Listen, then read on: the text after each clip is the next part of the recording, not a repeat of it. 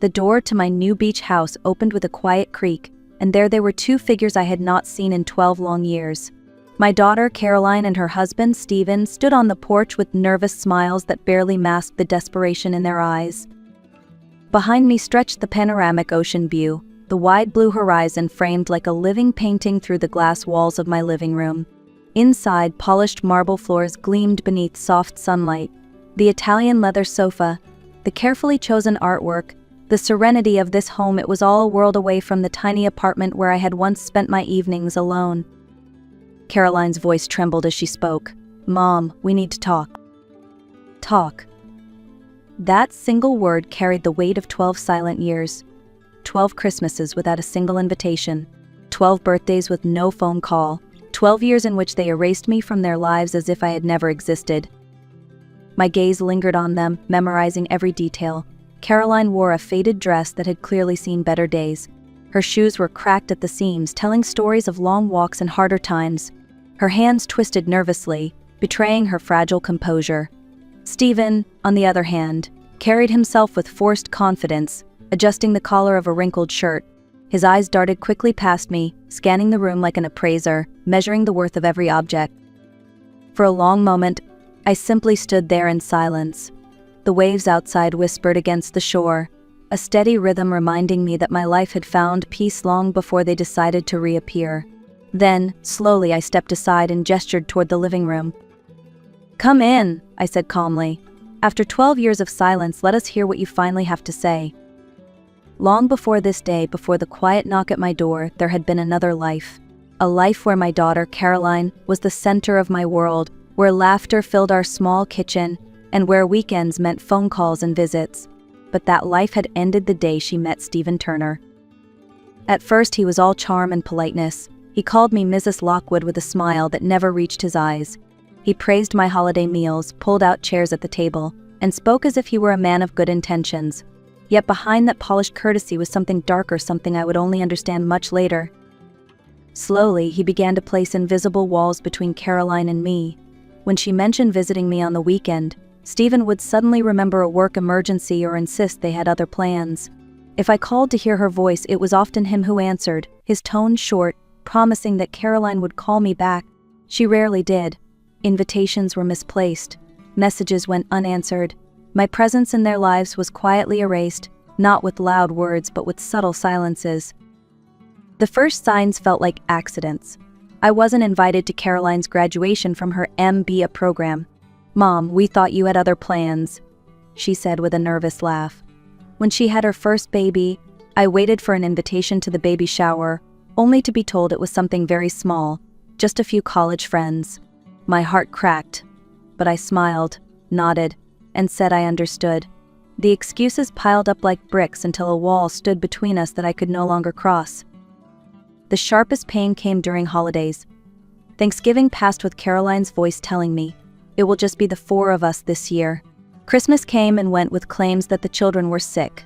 Birthdays were suddenly too complicated with Stephen's work schedule. Every time she assured me, "Next time, Mom," but next time never came. I spent those years cooking for one, setting a single plate at the table, pretending not to notice the empty chairs. On my birthday, I bought myself a small cake from the corner bakery and lit a candle, whispering wishes into an empty room. My phone stayed silent. My apartment echoed with loneliness, and in the quietest hours when the world outside was asleep, I asked myself over and over, how did I lose my daughter? What did I do so wrong that she decided I no longer belonged in her life? When the silence from Caroline became unbearable, I realized I had 2 choices: drown in sorrow or find a way to survive. I chose survival. My savings were nearly gone, and the rent for my small apartment crept higher each year. So I turned to the one thing that had always brought me comfort: baking. I began selling pies, cakes, and cookies at the town's farmers market every Sunday. At first, it felt humiliating to stand under the blazing sun, my hands rough from kneading dough, offering desserts to strangers. But gradually I discovered something unexpected. Those strangers valued me more than my own family had. They smiled when they tasted my pies, praised the flaky crusts, and returned week after week. Their gratitude reminded me that I still had worth. Every day became part of a routine. Mondays were for apple pies, Tuesdays for chocolate fudge cakes, Wednesdays for muffins that filled my tiny kitchen with sweet aromas. I woke up before dawn, packed heavy baskets with my creations, and carried them to the market with aching shoulders but a determined spirit. By the time the sun set each Sunday, I had sold enough to cover bills and buy ingredients for the next week. It wasn't much, but it was mine. It was there, at the market, that I met Helen Carter, a widow in her 70s who bought 3 pies every week, 1 for herself, 2 for her neighbors. She had children too, but like me, they rarely called.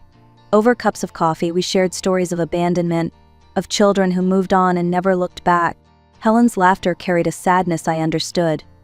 Children think once they have families of their own, parents don't matter anymore, she often said, until they need something. Then suddenly they remember we exist.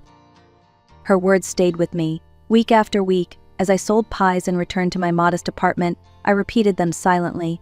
She was right. Parents like us became invisible until convenience demanded otherwise. That thought stung, but it also strengthened me. If Caroline and Stephen had erased me, then I would write a new story for myself, 1 pie, 1 cake, 1 Sunday at a time. Life continued in this steady rhythm until one phone call shattered the pattern and rewrote my future. It was a lawyer from California. His voice was formal, measured, but the news he carried struck me like thunder. My Aunt Agnes Whitmore, the quiet, distant relative who had left for America decades ago, had passed away, and she had left everything to me. At first, I thought it was some sort of mistake. Aunt Agnes had been a name mentioned only in family whispers. A few Christmas cards, a photograph in faded sepia, and stories of her bold decision to leave for the West Coast were all I remembered. Yet here was a stranger telling me that she had not only lived well, but had built a fortune. And she had chosen me, the niece she had quietly followed through letters and rumors, to inherit it. The inheritance was staggering. A home in Los Angeles that sold for over $1 million, bank accounts filled with savings, and investments worth even more. Altogether, more wealth than I had ever imagined touching. My knees trembled as I listened, gripping the phone like a lifeline. For so long I had counted coins to buy flour and sugar, and now I was being told I was a millionaire. But what touched me most was not the money. It was the letter Aunt Agnes left behind. In her shaky handwriting, she explained that she had watched my struggles from afar, had seen the loneliness and the strength I carried. She wrote, "Marian, I want you to live your final years as the queen you always were, not the beggar they tried to make you." With that inheritance, I bought the beach house of my dreams. Each morning I awoke to the sound of waves instead of the hum of traffic. I brewed coffee in a kitchen filled with sunlight. I walked the shoreline at dusk, letting the tide wash away years of sorrow. For the first time in decades, I felt free. Free from loneliness, free from financial fear, free from the invisible chains my daughter's rejection had wrapped around me. 3 months after moving into my new home, when the sea breeze had finally become my closest companion, the past returned to my doorstep. It was a quiet afternoon when I heard the knock on the heavy oak door. I opened it, and there they stood, Caroline and Stephen. Time had not been kind to them. Caroline's once bright eyes now carried shadows. Her hair, once carefully styled, hung limp against her face. She wore a dress that looked worn thin. It seemed tired from too many washings. Her shoes were cracked and peeling. I could see the tremor in her hands as she held her purse close, as if even that small possession might slip away. Stephen tried to carry himself with confidence, but it was brittle. His shirt was wrinkled, the collar frayed, and he shifted uncomfortably as though the ground itself were unsteady. His eyes darted quickly past me, roaming through the open doorway. He wasn't looking at me. He was looking at the furniture, the polished marble floor, the art on the walls. His gaze lingered on the panoramic view of the ocean as though he were calculating its price. "Mom," Caroline whispered, her voice trembling, "we need to talk." The words were simple, but they cut deep. For 12 years there had been no talk, no phone calls, no messages except the rare obligatory text. Now, suddenly, they wanted to talk. I stepped aside and gestured toward the living room. They walked in cautiously, their eyes widening at every detail. The cream-colored leather sofa, the glass coffee table, the polished wood shelves lined with books, all of it seemed to overwhelm them. Caroline followed Stephen like a shadow, her head bowed. He, on the other hand, looked around with the greedy curiosity of a man surveying an opportunity. "Sit down," I said softly, pointing to the sofa that had cost more than they probably earned in a year. My voice remained calm, but my heart beat steadily with a mixture of anger and clarity. I knew why they were here. I had known from the moment I saw their faces on my porch. They had not come for love. They had not come for reconciliation. They had come because, at last, they needed something from me. The three of us sat in the living room, the sound of waves faint through the open windows. I folded my hands on my lap and waited. Stephen cleared his throat, trying to sound composed. "Marian," he began, "we know it's been a few years since we last spoke." 12 years, I interrupted, my voice firm. "Not a few. 12 years since you decided I didn't exist." The color drained from Caroline's face, her eyes filled with tears, but I felt no urge to comfort her. I had shed too many tears alone to be moved by hers now. "Mom, it wasn't meant to be like that," she whispered. "Things just got complicated." Complicated. I repeated, the word bitter on my tongue. Complicated was missing your graduation because you thought I had other plans. Complicated was not being invited to your baby shower because it was just friends from college. Complicated was 12 Christmases where I cooked for one and blew out birthday candles by myself. Stephen shifted, his hands clasped together in mock sincerity. "Families sometimes need space to grow. It was nothing personal against you." The laugh that escaped me was sharp, almost startling. "Nothing personal. You aced me from your lives. You denied your children the love of a grandmother who would have adored them. You left me to wonder if I had failed as a mother. And now you come here after 12 years to tell me it was nothing personal." Caroline broke down, covering her face with her hands. Her shoulders shook with sobs. "Mom, I'm sorry. I should have called. I should have fought harder. But Stephen said it was better for the marriage if we kept distance. He said mothers-in-law always caused problems." "And you believed him," I said flatly. "You believed him because it was easier than defending me. You chose silence over love." The room grew heavy with truth. Stephen shifted again, irritation flickering across his face, as if my words had pierced through his carefully crafted performance. I leaned forward, my voice calm but steady. "Do you know what it felt like, Caroline? To see families in the park, grandparents with their grandchildren, while I sat alone. To spend Christmas Eve with a store-bought cake, because my daughter decided I wasn't worthy of an invitation. Do you know how many nights I stayed awake asking what I did wrong?" Caroline sobbed harder, unable to answer. Stephen, finally losing his patience, muttered, "We can't change the past, Marian. We're here now. That should count for something." I looked at him directly. "You're here because your life is falling apart, not because you suddenly remembered you had a mother-in-law. You're here because you need something, not because you love me. And that, Stephen, counts for nothing." The silence stretched, heavy and uncomfortable. Caroline dabbed at her eyes with a crumpled tissue while Stephen leaned forward, shifting tactics. His tone softened, but his eyes betrayed calculation. "Marian," he said slowly, "we know mistakes were made, but the children are innocent in all of this. They don't deserve to suffer for decisions made by adults. Don't you think they deserve to know their grandmother?" There it was, the card he had been saving, the grandchildren, the most powerful weapon in his arsenal. He spoke as if he were concerned for them, but I heard the manipulation in every word. It was not about love, it was about leverage. Caroline looked up, her face streaked with tears. "They ask about you, Mom. They see other kids with their grandparents and wonder why they don't have the same." Her voice cracked, and for a moment I almost wavered. Almost. But Helen's words from the farmer's market echoed in my mind. Children often come back to their parents not out of love, but out of convenience. I had seen it happen too many times. The timing of their visit spoke louder than their tears. "You speak of the children now," I said calmly, "but where were you when they were born? Where was I when they took their first steps? Where was I when they lost their first teeth, when they went to school, when they celebrated birthdays? You denied them a grandmother for 12 years, not by their choice, but by yours." Caroline sobbed, her voice breaking. "I thought I was protecting my marriage. Stephen said it was for the best." I turned my gaze to him. Of course he did, because he saw my love as interference. He saw my presence as a threat to his control, and you let him convince you. Stephen shifted uncomfortably but said nothing. For the first time, he seemed aware that his mask was slipping.